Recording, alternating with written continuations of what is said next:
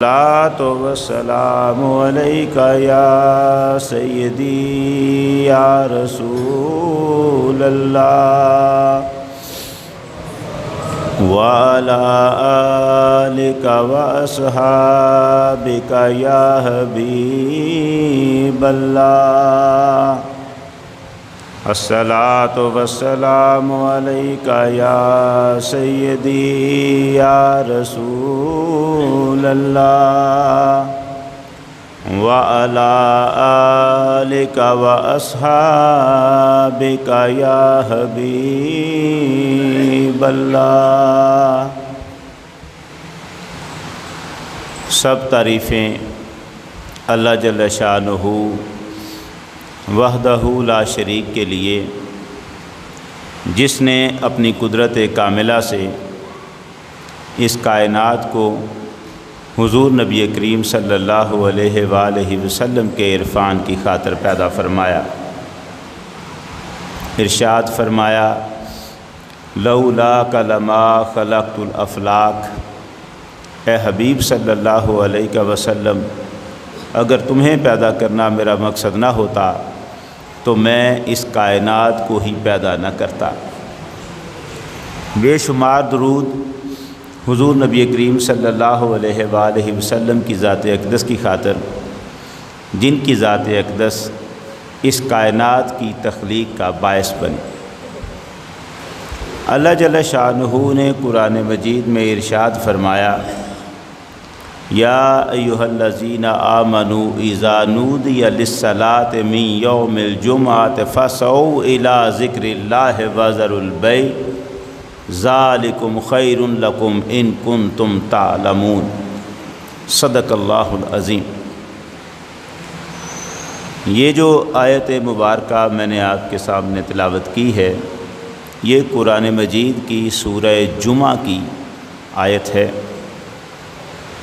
آج کی ہماری گفتگو کا موضوع جمعۃ المبارک کے فضائل اور اس کے آداب، یہ ہمارا موضوع گفتگو ہے۔ جمعہ کا دن نہایت درجہ فضیلت کا حامل ہے۔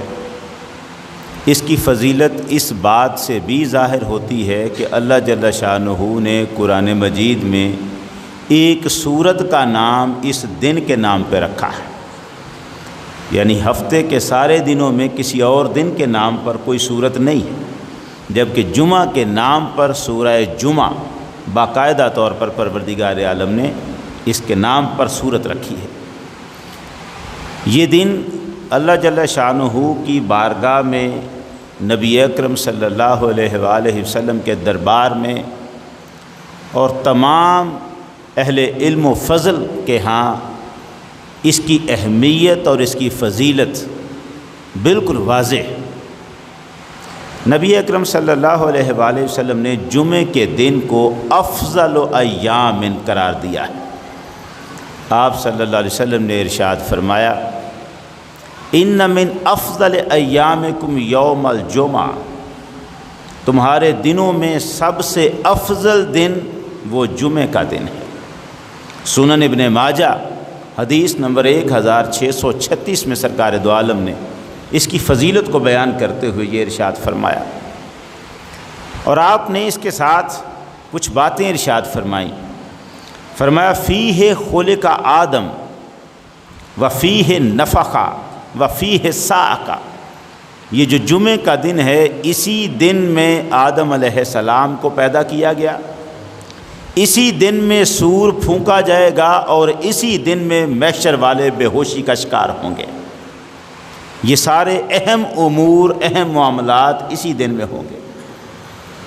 افضل ایام، سارے دنوں میں سے سب سے افضل، سرکار دو عالم نے فرمایا من افضل ایامکم، تمہارے دنوں میں سب سے افضل دن ہے یہ۔ یہاں پر جو حضور سید عالم صلی اللہ علیہ وسلم نے اس کے ساتھ باتیں فرمائی ہیں وہ 3 فرمائی ہیں۔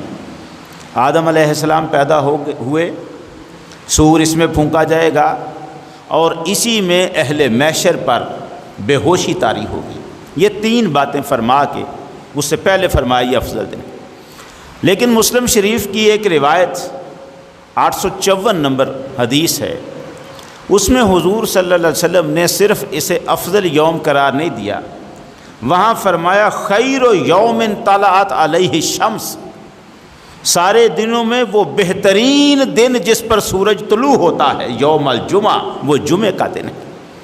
جن دنوں پر سورج طلوع ہوتا ہے وہ سب سے بہترین دن وہ جمعہ کا دن ہے۔ فیہ خلق آدم، اسی میں آدم علیہ السلام کو پیدا کیا گیا۔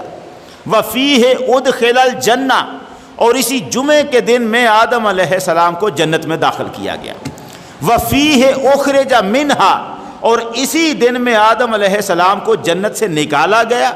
ولا تقوم الساعة الا فی یوم الجمعہ، اور قیامت بھی اگر قائم ہوگی تو جمعے والے دن ہی قائم ہوگی۔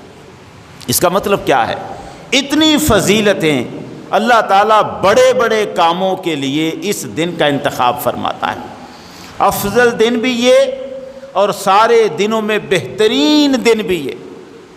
اور پھر سرکار دو عالم صلی اللہ علیہ وسلم نے اس کی فضیلتوں کو بیان کرتے ہوئے اسے ہر مسلمان کے لیے عید کا دن قرار دے دیا۔ فرمایا یہ جو جمعہ کا دن ہے یہ تو ہر مسلمان کے لیے عید کا دن ہے۔ حضرت عبداللہ ابن عباس رضی اللہ تعالیٰ عنہ کی ایک روایت ہے جسے ترمذی شریف میں نقل کیا گیا، 3044 نمبر حدیث ہے۔ اس میں امام ترمذی نقل کرتے ہیں کہ عبداللہ ابن عباس رضی اللہ تعالیٰ عنہ کہیں تشریف فرما تھے اور بیٹھے تھے، اور آپ نے یہ آیت تلاوت کی، الیوم اکملت لکم دینکم واتممت علیکم نعمتی وردیت لکم الاسلام دینا۔ اس آیت کا مطلب ہے کہ اللہ تعالیٰ فرماتا ہے آج کے دن میں نے تم پر الیوم اکملت لکم دینکم، تمہارے لیے تمہارا دین مکمل کر دیا، واتممت علیکم نعمتی، اور میں نے اپنی نعمت تم پر تمام فرما دی، وردیت لکم الاسلام دینا، اور تمہارے لیے اسلام کو دین کے طور پر میں نے پسند فرما لیا۔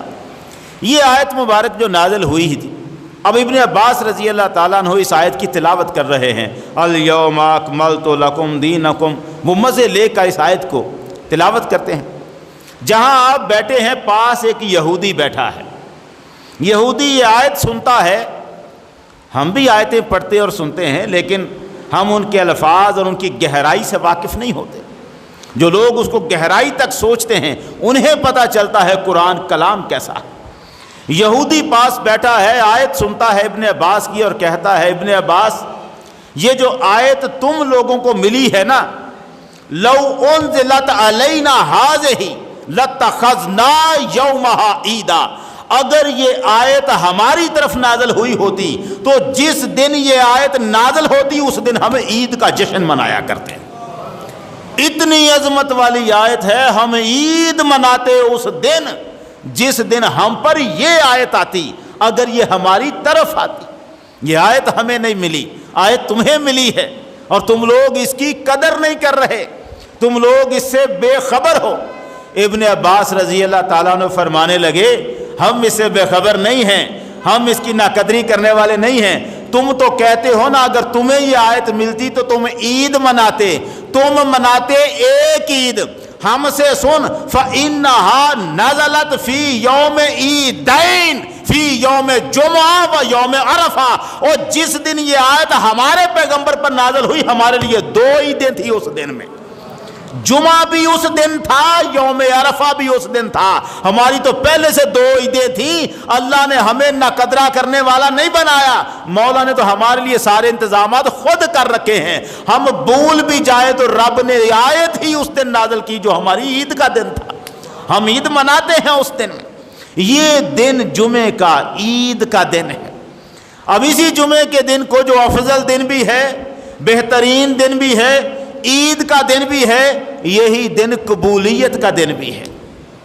حضور صلی اللہ علیہ وسلم نے ارشاد فرمایا، صحیح مسلم شریف میں 852 نمبر حدیث ہے، آقا نے فرمایا ان فی الجمعۃ لساعۃ، اس جمعے کے دن میں ایک ایسی گھڑی ہوتی ہے، لا یوافقھا عبد مسلم، کوئی مسلمان بندہ اگر اس گھڑی کو پا لے، یسأل اللہ خیرا فیہ، اور اس گڑی میں وہ اللہ سے کوئی بھی خیر مانگ لے الا آتاہ ایاہ، مگر یہ کہ رب اسے عطا فرما دیتا ہے۔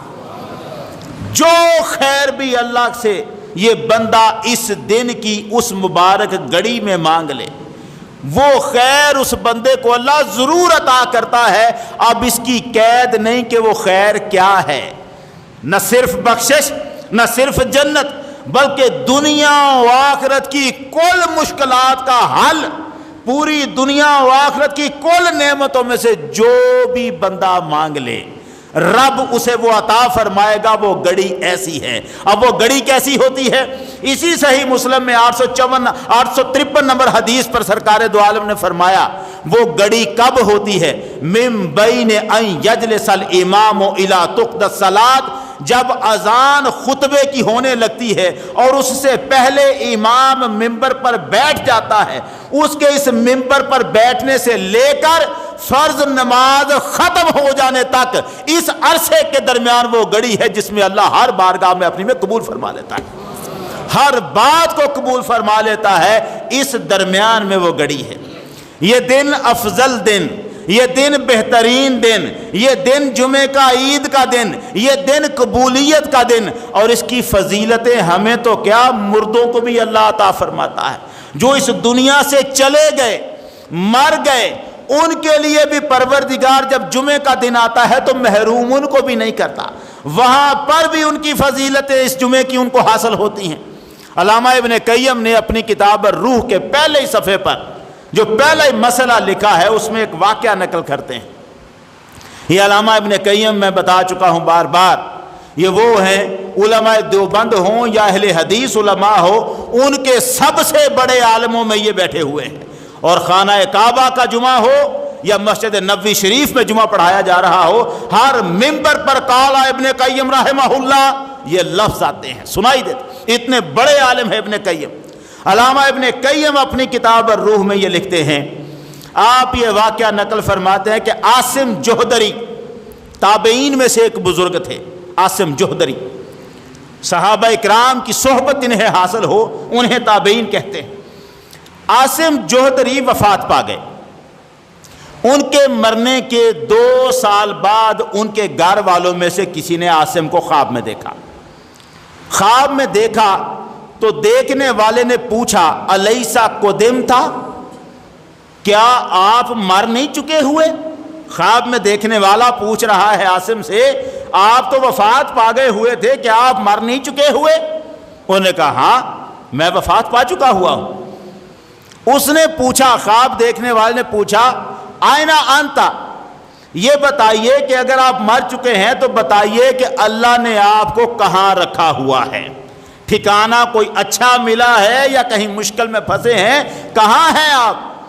عاصم جوہدری نے آگے سے جواب دیا انا فی روضۃ من ریاض الجنہ، میں جنت کے باغوں میں سے ایک باغ میں رہتا ہوں۔ عاصم کہاں رہتے ہیں؟ جنت کے باغوں میں سے ایک باغ میں۔ یہ جنت کا باغ وہی ہے جس کے بارے میں سرکار نے ارشاد فرمایا مومن کی قبر روضۃ من ریاض الجنہ، جنت کے باغوں میں سے ایک باغ ہوتی ہے۔ اسی لیے تو ہم کہتے ہیں جس حجرے میں بابا فرید کی قبر ہے، بابا فرید کی قبر جنت کے باغوں میں سے باغ، وہ جنت کا باغ، تو اس کمرے میں داخل ہونے کے لیے جو دروازہ ہوگا وہ جنت ہی کا تو دروازہ ہوگا، اسی لیے تو اسے بہشتی دروازہ کہتے ہیں۔ یہ سرکار دو عالم کا فرمان ہے، مومن کی قبر جنت کے باغوں میں سے ایک باغ ہوتی ہے۔ عاصم کہنے لگے میں جنت کے باغوں میں سے ایک باغ میں رہتا ہوں۔ اب یہ پوچھنے والا ان سے پوچھتا ہے اچھا اور مجھے کچھ مزید باتیں بتائیے، وہ اپنے وہاں کے رہنے کے بارے میں کچھ باتیں بتائیں۔ عاصم نے جواب دیا، کہنے لگے میں تمہیں بتاتا ہوں، ہم جتنے ہیں میں اور میرے کچھ اور ساتھی، انا و نفر من صحابی نجتمع کل لیلۃ جمعہ او وصبیحۃھا، میں اور میرے کچھ اور ساتھی ہر جمعرات کو اکٹھے ہوتے ہیں اور ہر جمعے کو بھی اکٹھے ہوتے ہیں الا بکر بن عبداللہ المزنی، ہم سارے اکٹھے ہو کے بکر بن عبداللہ مزنی کے پاس جاتے ہیں۔ یہ بکر بن عبداللہ مزنی حدیثوں کا راوی ہے، بہت بڑے عالم دین تھے، محدث تھے، حضور کی حدیثوں کے حافظ اور تابعین میں شامل تھے، صحابہ سے ملاقات رکھنے والے۔ وہ کہتے ہیں میں اور میرے ساتھی ہم اکٹھے ہو کر بکر بن عبداللہ مزنی کے پاس جاتے ہیں، فَنَتَلَقَّى أَخْبَارَكُمْ، جب ہم وہاں جا کے بیٹھتے ہیں تو ہمیں وہاں تمہارے بارے میں خبریں پہنچائی جاتی ہیں، جو تمہارے احوال ہیں، حال احوال سے ہمیں باخبر کیا جاتا ہے۔ جمعرات اور جمعہ یہ 2 دنوں میں ہم ہمیشہ ہماری یہ محفل ہوتی ہے اور ہم بکر بن عبداللہ کی مجلس میں جاتے ہیں۔ عاصم سے ملنے والا یہ بندہ کہنے لگا یہ معاملہ جمعے اور جمعرات کو ہوتا ہے؟ وہ کہنے لگے ہاں۔ اچھا تو پھر یہ بتائیے حل تعلمون بزیارتنا ایاکم، ہم جو آپ لوگوں کی قبروں پر آتے ہیں، مردوں کی قبروں پہ ہم جایا کرتے ہیں، تو کیا آپ کو ہمارے آنے کی خبر ہوتی ہے؟ ہم آپ کی قبروں پر آتے ہیں تو کیا آپ کو ہمارے آنے کی خبر ہوتی ہے؟ عاصم نے کہا جمعے کی شام ساری رات اور ہفتے کی صبح تک، سورج نکلنے تک جب بھی کوئی ہماری قبر کی زیارت کو آتا ہے، باقی دنوں کی نسبت ہم زیادہ جان رہے ہوتے ہیں، اسے زیادہ پہچان رہے ہوتے ہیں۔ اس نے کہا یہ جمعے کی دن کی کیوں بار بار بات کر رہے ہو؟ فَكَيْفَ، یہ کیا معاملہ ہے؟ صرف جمعے کے دن ایسا معاملہ کیوں ہے؟ عاصم جوہدری نے جواب دیا لِفَضْلِ جُمَعَةٍ وَعَظْمَتِهِ، مولا فرماتا ہے جمعے کا دن اتنا افضل ہے کہ میں مرے ہوئے لوگوں کو بھی اس کی برکتوں سے محروم نہیں کرتا۔ اس کی عظمت اور فضیلت ایسی ہے، مرے ہوئے لوگ بھی اس کی فضیلتیں اور برکتیں پا رہے ہیں۔ افضل دن، بہترین دن، عید کا دن، قبولیت کا دن، مردہ لوگوں کو بھی فیض پہنچائے ایسا دن، اب اتنی برکتوں والا دن ہو اور اس دن میں ہم جو زندہ ہیں اس کی برکتوں کو حاصل نہ کر سکیں تو کوئی تو وجہ ہوگی۔ ہم اگر اس جمعے کی برکتوں سے فیض یاب نہیں ہوتے تو کچھ تو ہوگا جس کی وجہ سے ہمیں اس کی برکتیں وہ نہیں ملتی۔ وہ کیا برکتیں ہیں؟ اصل مسئلہ یہ ہے کہ ہم جمعے کے آداب سے غافل ہیں، ہمیں جمعے کے آداب کا پتہ نہیں ہے اور اس لیے ہم اس کی قدر نہیں کر پاتے۔ میں قرآن مجید کی جو آیت میں نے بالکل آغاز میں پڑھی، ذرا اس کو سماعت فرمائیں۔ اذا نودی للصلاۃ من یوم الجمعہ، جب جمعے کے دن جمعے کی نماز کے لیے تمہیں بلایا جائے، فاسعوا الی ذکر اللہ، تو اللہ کے ذکر کی طرف دوڑ پڑو، وذروا البیع، سارے کاروبار اپنے چھوڑ دو۔ کب چھوڑنے ہیں یہ کاروبار؟ جب جمعہ شروع ہو جائے، آدھا تقریر آدھی ختم ہو جائے، خطبہ قریب آ جائے، جماعت قریب آ جائے تب، یا اس وقت جب جمعے کی اذان دی جائے؟ اب پروردگار کیا فرماتا ہے؟ جب جمعے کی اذان دی جائے تو کاروبار چھوڑ دو۔ اب ذرا توجہ آپ کی جملے پہ رہے، اللہ کا حکم ہے، قرآن دے رہا ہے۔ جمعے کی اذان پر آپ کو 2 کام کرنے ہیں، ایک یہ کہ دوڑ پڑنا ہے اللہ کے ذکر کی طرف، اور اس سے پہلے یہ کہ اپنا کاروبار چھوڑ دینا ہے۔ وہ جو کام کر رہے ہیں، تجارت کر رہے ہیں، کسی بھی قسم کا کاروبار، اسے چھوڑنا ہے۔ حکم خدا کے مطابق، اس آیت کے مطابق اذان جمعہ پر کاروبار چھوڑنا بھی فرض ہے اور اللہ کے ذکر کی طرف دوڑنا یہ بھی فرض ہے۔ ہم پورا کر رہے ہیں؟ ہم میں سے کتنے ہیں جو کاروبار چھوڑ دیتے ہیں؟ اچھا، میں اس وقت صرف دکانداروں سے بات نہیں کر رہا، اس میں کہیں نہ کہیں میں بھی شامل ہو سکتا ہوں۔ ہم اصل میں غفلت کا شکار ہو گئے ہیں نا، لیکن قرآن کا تقاضا کیا ہے؟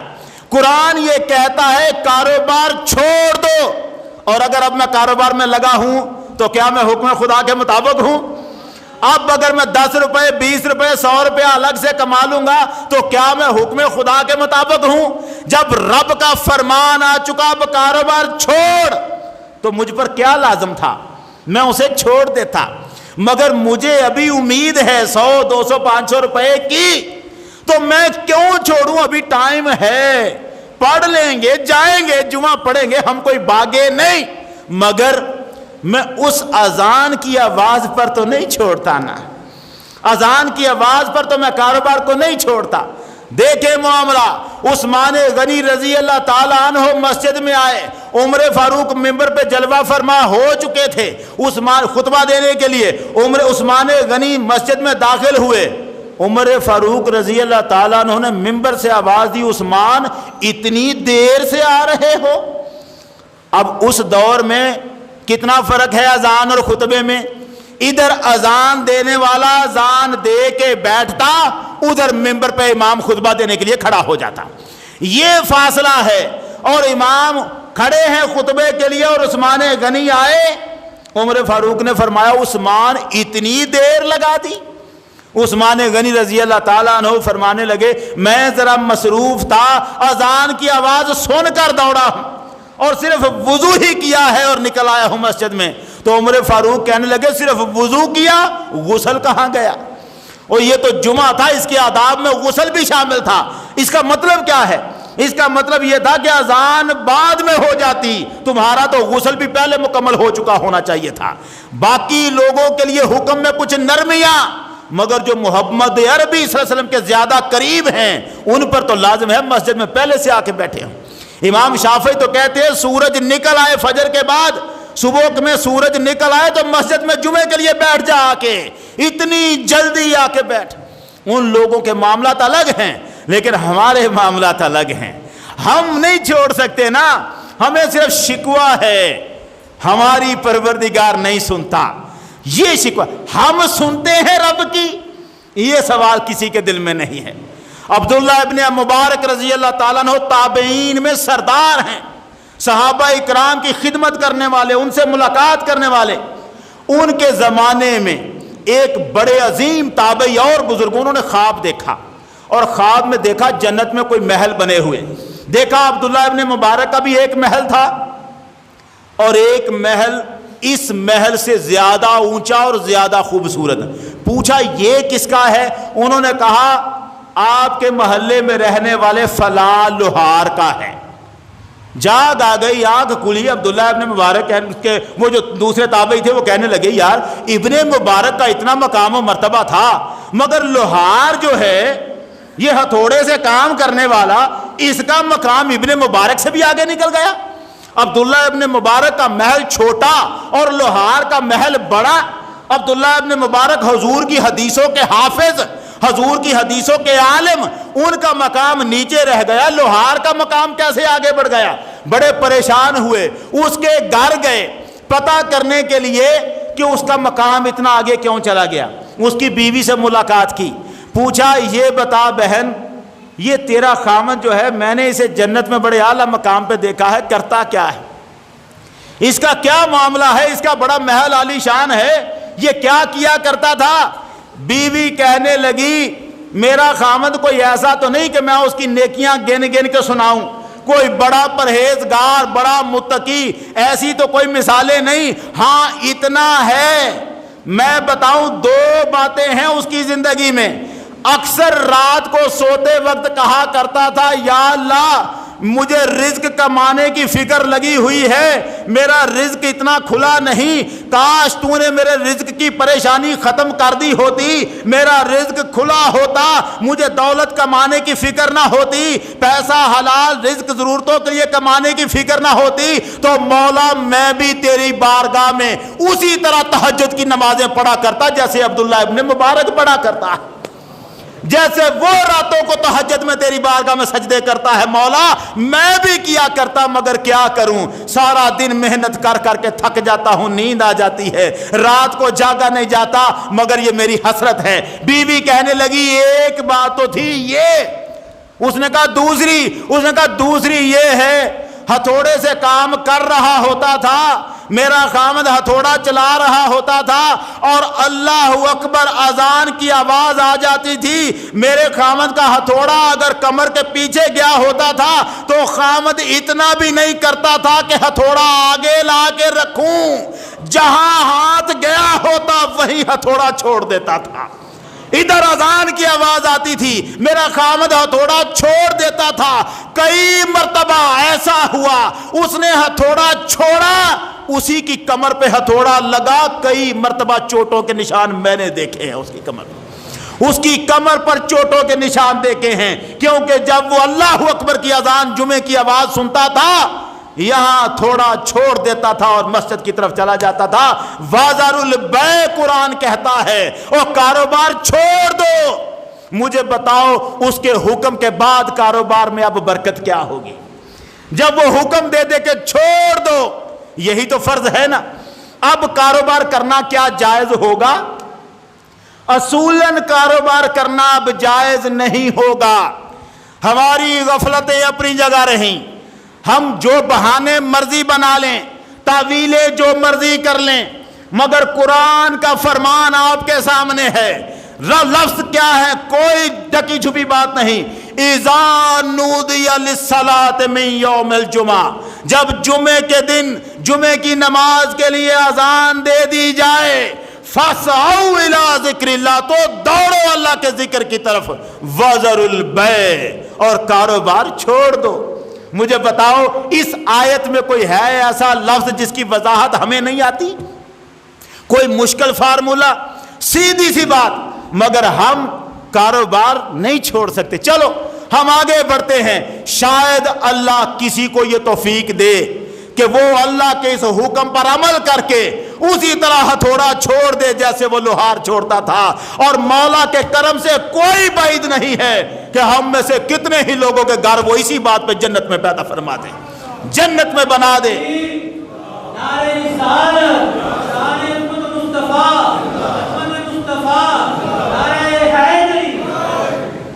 یہ جمعے کا دن ہے, فضیلتوں برکتوں والا دن ہے, قبولیتوں والا دن ہے, مگر اس کے لیے ہمیں اس کے آداب کا خیال رکھنا ہوگا.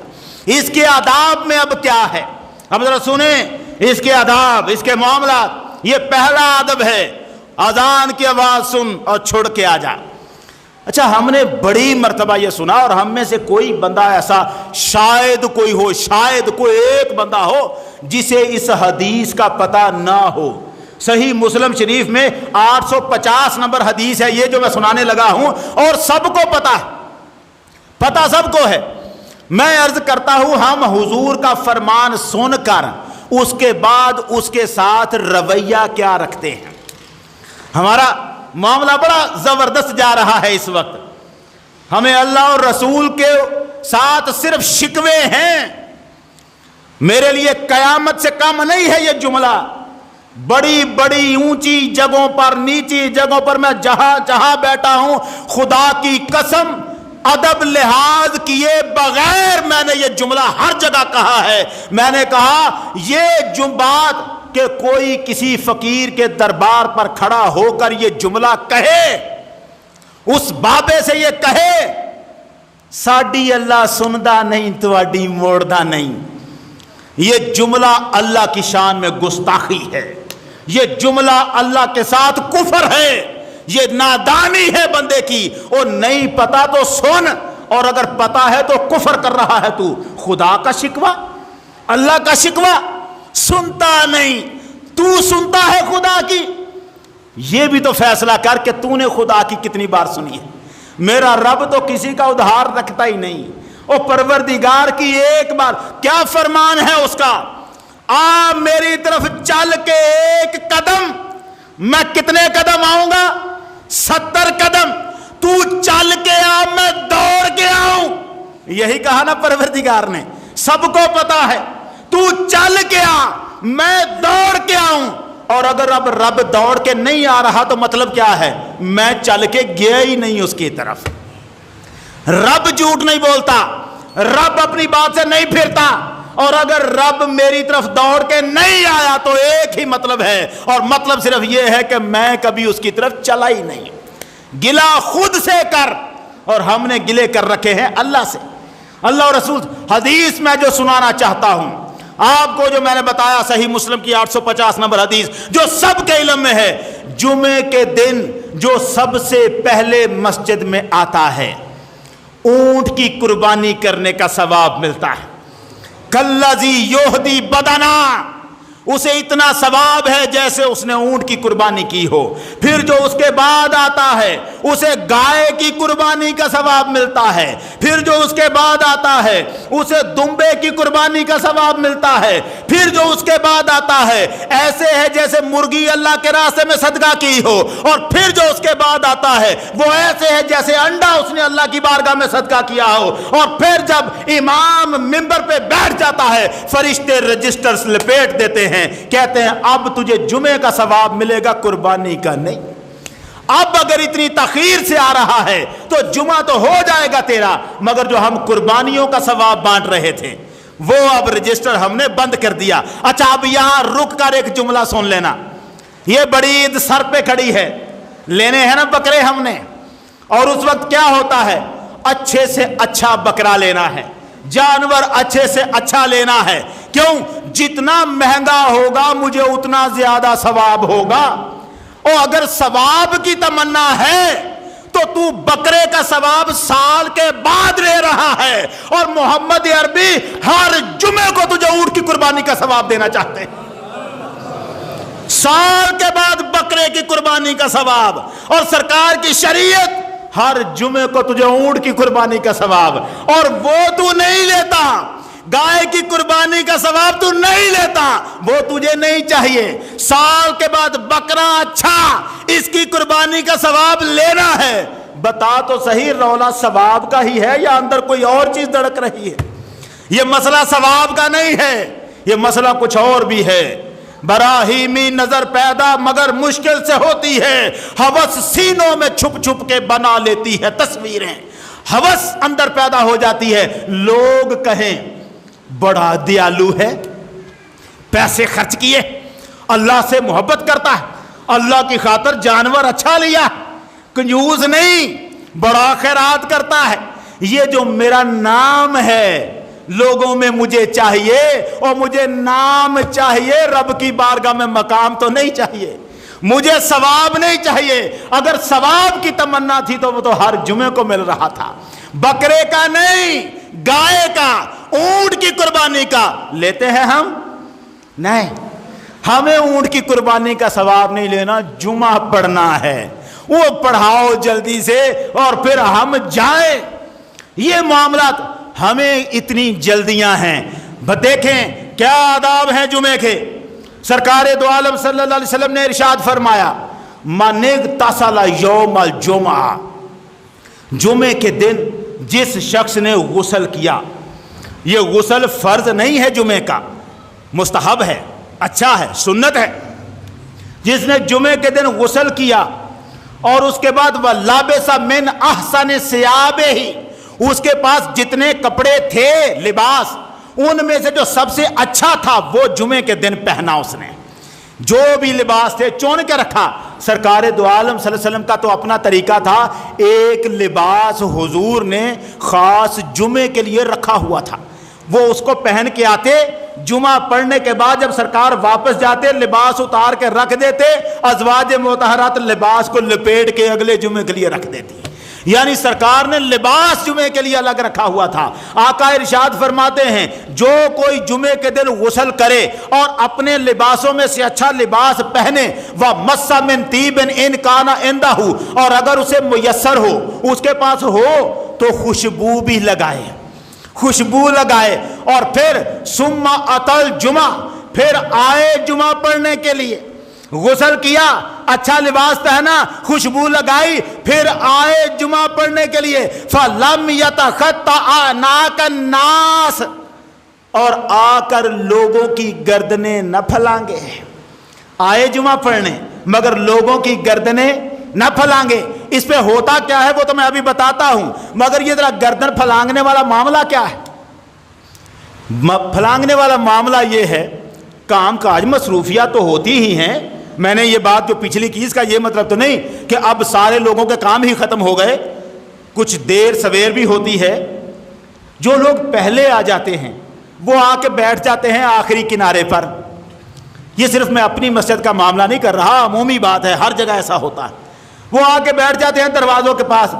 اب بعد والا بندہ کیا کرے، آگے جگہ اسے خالی نظر آ رہی ہے، وہ چاہتا ہے کہ میں خالی جگہ پہ جا کے بیٹھوں، تو اس کے لیے کیا کرے گا؟ پھلانگنی پڑے گی گردن کے؟ نہیں پھلانگنی پڑے گی، یہ جرم ہوگا اس کا۔